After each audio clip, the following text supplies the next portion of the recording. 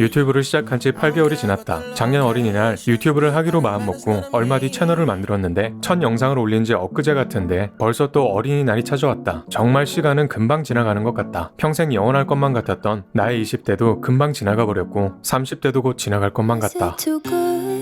내가 벌써 38살? 믿기지 않는다. 어릴 때 나는 30대 어른들을 보면 아저씨라고만 생각했는데 그 아저씨가 바로 나다. 손만 잡아도 떨리고 설레는 풋풋한 사랑을 꿈꾸고 드라마를 보면서 혼자 울기도 하는 감성을 가졌는데 돈이 없어도 하고 싶은 게 너무 많아서 행복한데 이런 내가 30대라니 믿기지가 않는다. 어릴 때부터 손으로 하는 건 대부분 잘하는 편이어서 특별한 날에는 늘 뭔가를 만들었다. 그래서 오늘은 아크릴 푸어링으로 30대 나에게 액자를 선물하기로 했다. 사실 처음 하는 거라서 다이소에서 저렴하게 할 수 있는 것들로 준비했다. 어릴 때는 이 하얀 캔버스처럼 순수한 아이였지만 살면서 여러 가지 색깔들이 섞이고 묻어나면서 내가 어떤 사람으로 성장할지 보이기 시작한다. 그때는 정확히 어떤 사람이 될지는 몰랐지만 30대 정도가 되면 부유하게 잘 살고 있을 것만 같았다. 하지만 현실은 그렇지 않았다. 아직도 나는 내가 하고 싶은 걸 꿈꾸면서 살아가고 있다. 어릴 때인 나와 30대인 지금 나의 차이라면 딱 하나, 자유로움인 것 같다. 의무적으로 학교를 가지 않아도 되고 정해진 시간에 밥을 먹지 않아도 되고 저녁 늦게까지 TV를 볼 수도 있다. 하지만 이 자유에는 항상 따르는 게 있다. 책임과 성과. 내가 하고 싶은 걸 하지만 거기에 오는 문제들은 오롯이 내가 해결해야만 했다. 그리고 잘해야만 나 하나 먹고 살 수 있게 되었다. 지금 하고 있는 아크릴 푸어링도 어릴 때 했었다면 치우고 정리하는 건 부모님이 도와주셨겠지만 지금은 내가 해야 된다.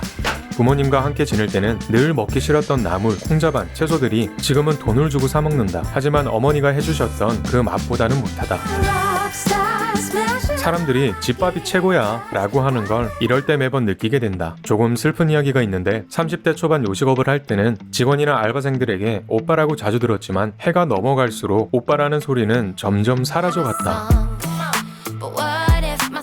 오빠라는 단어가 사라진 걸까? 아니면 요즘 오빠 대신 다른 신조어가 있는 걸까? 라고 생각한 적도 있지만 철없고 순수하기만 했던 나는 내 나이를 잊고 있었다. 그러다 30대 중반이 되는 어느 날 여의도로 벚꽃을 보러 갔는데 고등학생 2명이 나에게 달려왔다. 아저씨 사진 좀 찍어주세요. 그래. 한 장 더 찍을게. 감사합니다 아저씨.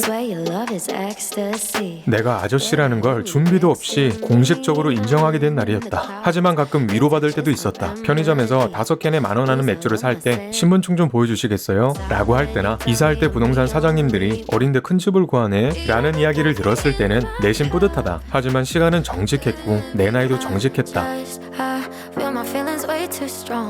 아직 순수하고 풋풋함을 가진 내가 38번째 어린이날을 맞이했다. 마냥 철없는 생각으로 지낼 수 없는 나이가 된 거다. 이제는 나쁜 습관, 모난 생각들은 이 물감들 속에 넣고 고르게 만들어서 보기 좋은 어른이 되었으면 좋겠다. 그림은 정답이 없다고 했다. 이 그림에서 느낄 수 있는 게 뭘까? 아무리 좋게 생각해도 무슨 그림인지 모르겠다. 우리가 사는 인생도 비슷한 것 같다.